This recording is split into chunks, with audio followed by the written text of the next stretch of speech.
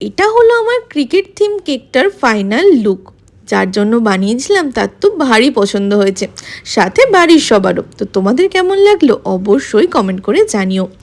যবে থেকে নতুন কন্টেনারগুলো নিয়েছি আমার সব কিছু ফিল করে রাখতে বেশ ভালো লাগে, কারণ এত সুন্দর লাগে জিনিসগুলো দেখতে।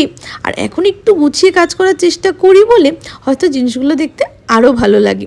তো যা যা প্রয়োজনীয় ড্রাই ইনগ্রিডিয়েন্টসগুলো একটা বাটির মধ্যে আমি আগে নিয়ে নিচ্ছিলাম।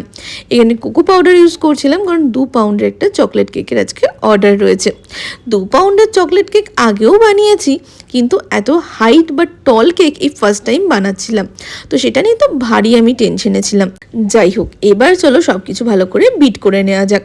শুধু কেকটা বানানোর সময় নয়, কেকটা বেক করা, কেকটা ডেকোরেশন করা, কেকটা ডেলিভারি করা পর্যন্ত আমি আজকে কী প্যানিক করেছি।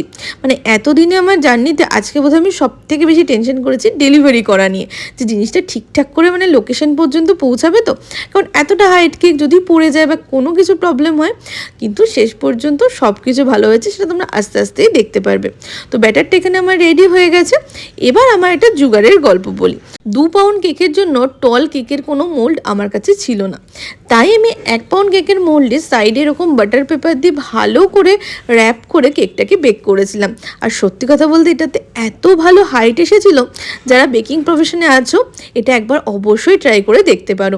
আর বললাম না, এখন একটু গুছিয়ে কাজ করার চেষ্টা করি, জায়গাটা দেখলেই আশা করি তোমরা বুঝতে পারবে। মা এই ভিডিওটা দেখলে ভারী খুশি হবে। তো কেকটা এখানে আমার দেখো রেডি হয়ে গেছে।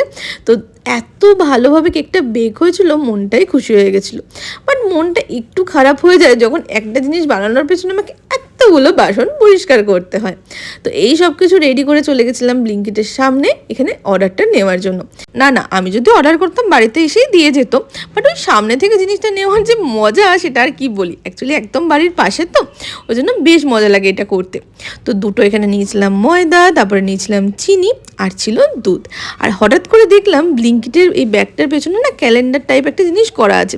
এটা পরের দিন আমি বানাবো, তোমাদের সাথেও আমি শেয়ার করব।